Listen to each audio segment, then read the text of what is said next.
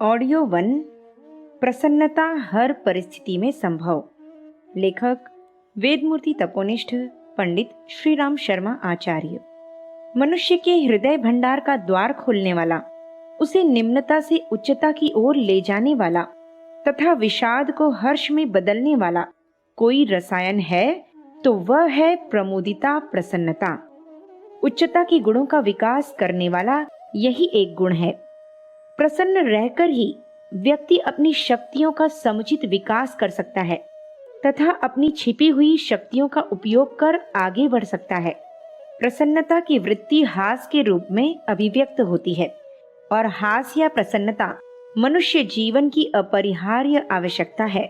जीवन यापन के लिए जहाँ धन, वस्त्र, भोजन एवं जल की आवश्यकता पड़ती है, वहीं उसे हल्का फुल्का बनाने के लिए प्रसन्नता भी आवश्यक है। प्रसन्नता मरते हुए मनुष्य में प्राण फूंकने के समान है। जीवन यात्रा के समय में मनुष्य को अनेक कठिनाइयों एवं समस्याओं का सामना करना पड़ता है, किंतु हंसी का अमृत पान कर मनुष्य जीवन संग्राम में हंसते हंसाते विजय प्राप्त कर सकता है। इतिहास के पृष्ठों पर निगाह डाली तो पता चलेगा कि महान व्यक्तियों के संघर्षपूर्ण जीवन की सफलता का रहस्य प्रसन्नता रूपी रसायन का अनवरत सेवन करते रहना ही है। रविंद्रनाथ टैगोर, तिलक, ईसा, विवेकानंद, महात्मा गांधी आदि इसका प्रत्यक्ष उदाहरण है कि किस तरह से प्रसन्नता के मूल मंत्र को अपना जीवन दर्शन बनाकर संघर्षमय एवं कर्तव्य प्रधान कठोर जीवन को सफल एवं दिव्य बनाया जा सकता है। प्रसन्नता मनुष्य के सौभाग्य का चिन्ह है। जो व्यक्ति हर समय प्रसन्नचित्त रहता है उसके पास लक्ष्मी का निवास होता है। जिसकी मुस्कान चली जाती है, प्रसन्नता तिरोहित हो जाती है, लक्ष्मी रूठ जाती है। श्री लक्ष्मी का बहुत लोकप्रिय नाम है। हंसने से, प्रसन्न रहने से मनुष्य के मुख पर एक श्री विराजमान रहती है जो संसार के समस्त श्रेयों को खींचकर ले आती है। प्रसन्न चेतता व्यक्ति को देखकर लोग प्रसन्न होते हैं, उसकी ओर आकर्षित होते हैं, उसकी मैत्री प्राप्त करना चाहते हैं। प्रसन्नता एक आध्यात्मिक वृत्ति है, एक दैवी चेतना है। इसका आश्रय ग्रहण करने वाले के शोक संताप भाग जाते हैं। प्रमुदित मन और प्रसन्नचित्त व्यक्ति के पास बैठकर लोग अपना दुख दर्द भूल जाते हैं, सुख और संतोष का अनुभव करते हैं। मुदितात्मा व्यक्ति देवदूत होता है, संसार कलुष दूर करने वाला होता है। संसार के किसी भी महापुरुष का जीवन देख लिया जाए, उसके अन्य गुणों के साथ प्रसन्नता का गुण प्रधान रूप से जुड़ा हुआ मिलेगा। हर स्थिति एवं परिस्थिति में एक रस प्रसन्न रहना महापुरुषों की सफलता का सबसे बड़ा रहस्य रहा है। प्रसन्नता मनुष्य की कार्य क्षमता को कई गुना बढ़ा देती है। प्रसन्न मन व्यक्ति 1 घंटे में जितना काम कर लेता है, खिन्न मन और व्यग्र मस्तिष्क वाला व्यक्ति उतना काम 1 दिन में भी नहीं कर पाता। इसके अतिरिक्त प्रसन्नता की स्थिति में जो कार्य कुशलता आती है वह क्लांत मन स्थिति में नहीं।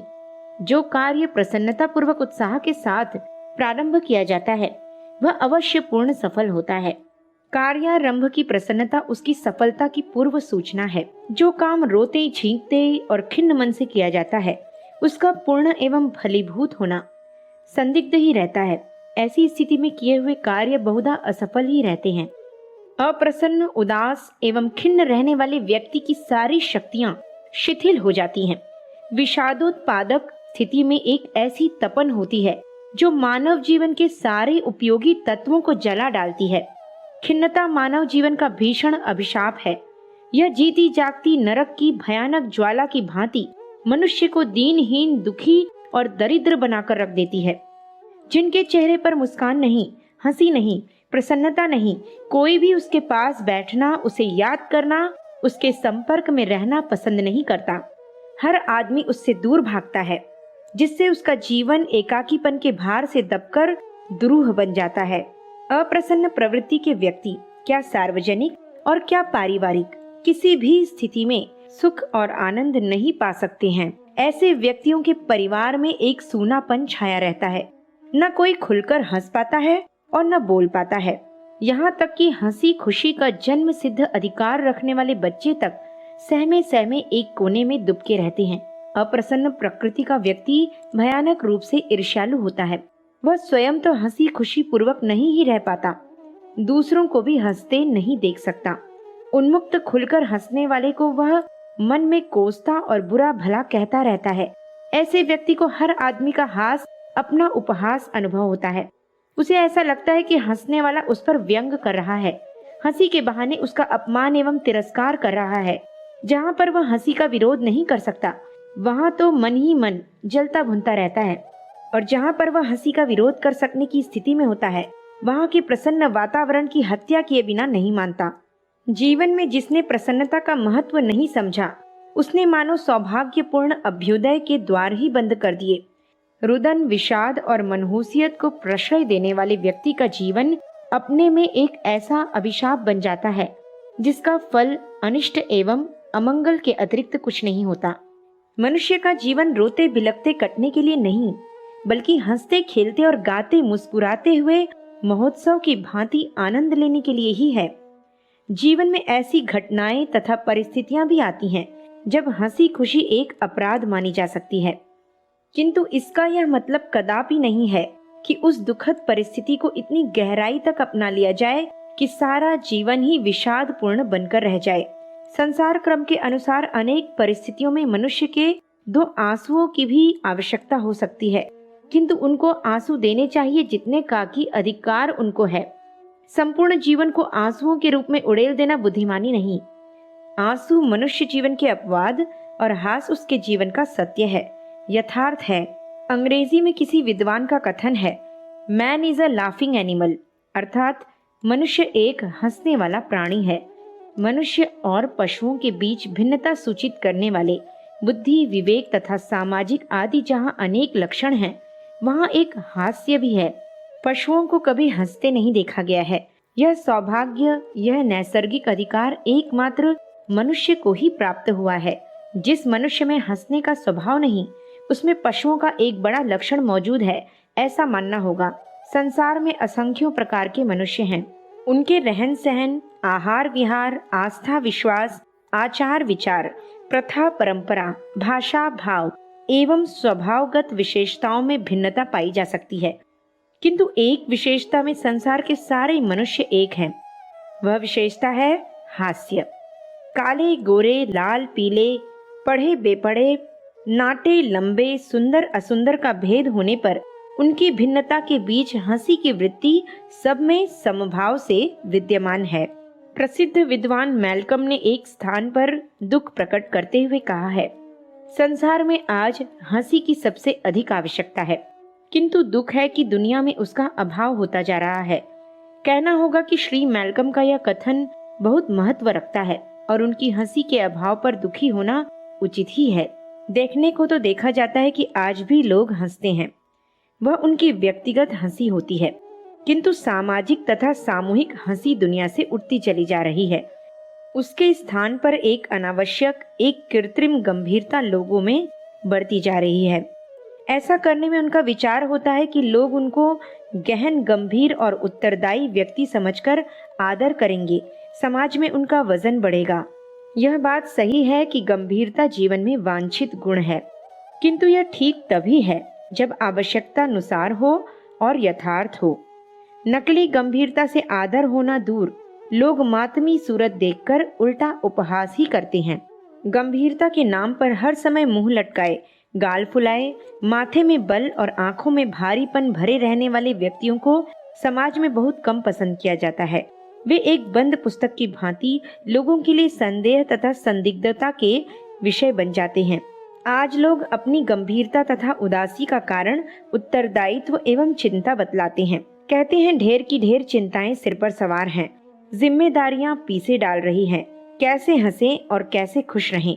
किंतु वे यह नहीं सोचते कि उदास और विषण्ण रहने से चिंताएं और प्रबल तथा उत्तरदायित्व और बोझिल हो जाता है, जबकि हंसने और प्रसन्न रहने से उसका बोझ हल्का मालूम होता है, उन्हें वहन कर सकने की शक्ति में वृद्धि होती है।